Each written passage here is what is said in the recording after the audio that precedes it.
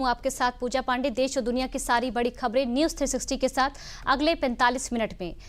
खबरें जिसका सीधा असर आप पर होगा। कुछ खबरें यूपी की, जहां एक तरफ भारतीय पारंपरिक संस्कृति को संजोते हुए यूपी को आज उसका पहला आयुष विश्वविद्यालय मिला, वहीं दूसरी तरफ यूपी में बृजभूषण शरण सिंह के बयान ने अखिलेश यादव की सियासत पर आंच लगाने का काम किया है। खबर बड़े बदलावों से लेकर मौसम के हाल और निशिकांत दुबे के पोस्ट पर उठते सवाल तक। लेकिन सबसे पहले बुधवार को ही कैबिनेट बैठक में क्या अहम फैसले लिए गए, देखिए इस रिपोर्ट में।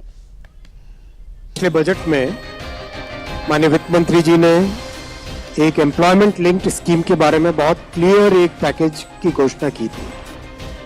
उसके बाद में इस पे काफी अच्छा काम हुआ और डिटेल में जितना इंडस्ट्री के साथ चर्चा करके, सबके साथ कंसल्टेशन करके एक बहुत ही अच्छी स्कीम बनी है, कॉम्प्रिहेंसिव स्कीम बनी है।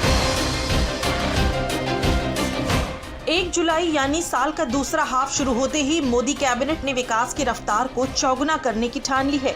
केंद्रीय मंत्री अश्विनी वैष्णव ने मंगलवार को मोदी कैबिनेट की अहम बैठक के बाद कई बड़े फैसलों का ऐलान किया है। इस फैसले में देश की दिशा और दशा बदलने वाले कई बड़े कदम उठाए गए हैं। मोदी कैबिनेट के इस फैसले से अब रिसर्च और इनोवेशन को मिलेगा नया आयाम, खेलो इंडिया को मिलेगा नया मैदान और युवाओं को मिलेगा रोजगार का नया समाधान। केंद्र सरकार के इस फैसले से अब भारत सिर्फ उपभोक्ता नहीं बल्कि विज्ञान और तकनीक का उत्पादक बनकर उभरेगा।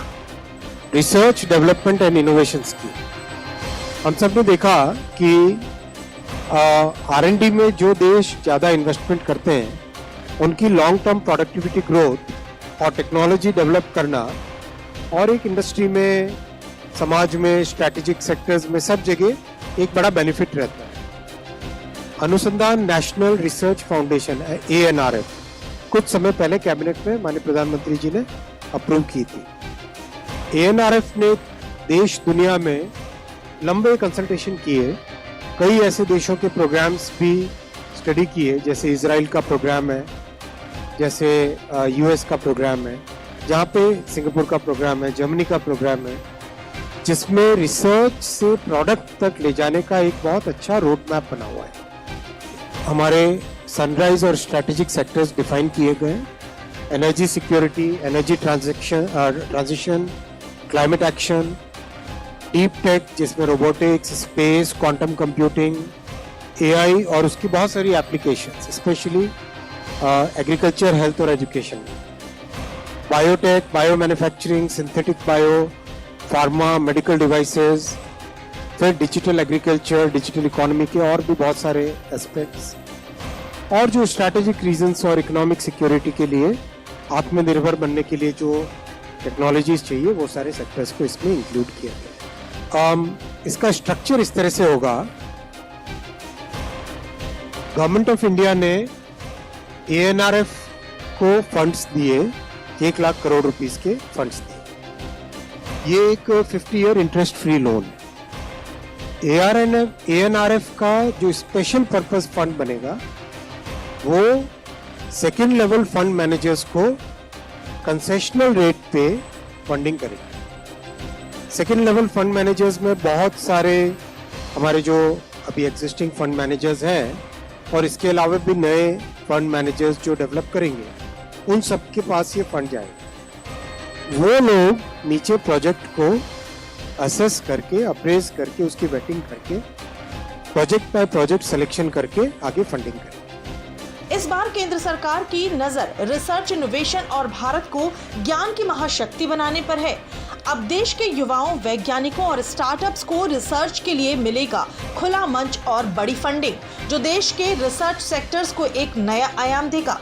इसके साथ ही मोदी सरकार ने खेलो इंडिया अभियान को भी नई ऊर्जा दे दी है।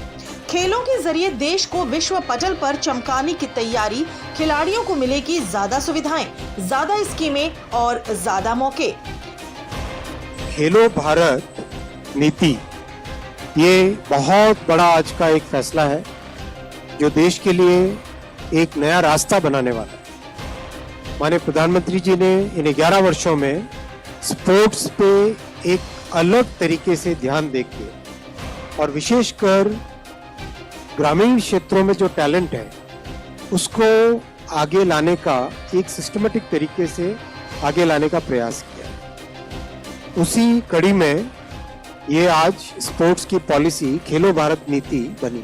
खेलो भारत नीति के मेजर ऑब्जेक्टिव रहेगा कैसे भारत 2047 तक टॉप 5 स्पोर्टिंग नेशंस में गिनती हो भारत की। ये इसका ओवरऑल एक बड़ा ऑब्जेक्टिव है।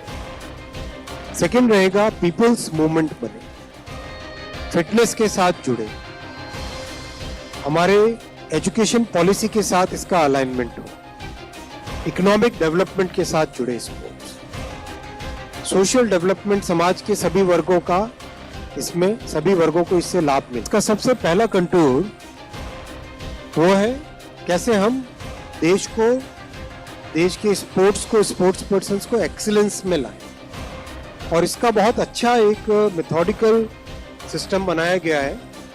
सबसे पहला इसका एलिमेंट है टैलेंट को आइडेंटिफाई करना। ग्रामीण क्षेत्रों में, रूरल एरियाज में, शहरों में, सब जगह टैलेंट को आइडेंटिफाई करना। सेकेंड, टैलेंट को नर्चर करना, ट्रेनिंग के थ्रू, बेटर इंफ्रास्ट्रक्चर के थ्रू, फैसिलिटीज के थ्रू, कोचिंग के थ्रू, एक प्रॉपर वे में साइंटिफिक तरीके से टैलेंट को नर्चर करना। तीसरा, कंटिन्यूअसली अपॉर्चुनिटीज देना। बात सिर्फ खेल या शिक्षा तक ही सीमित नहीं है, रोजगार को लेकर भी बड़ा ऐलान हुआ है।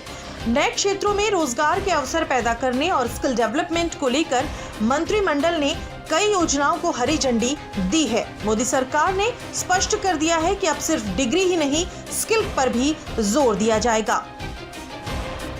यानी एक मीटिंग और कई बड़े बदलाव से मोदी सरकार का विजन एकदम साफ हो गया है। ये दिखाता है कि सरकार का विजन भारत को विकसित बनाने के हर एक उस कदम पर है।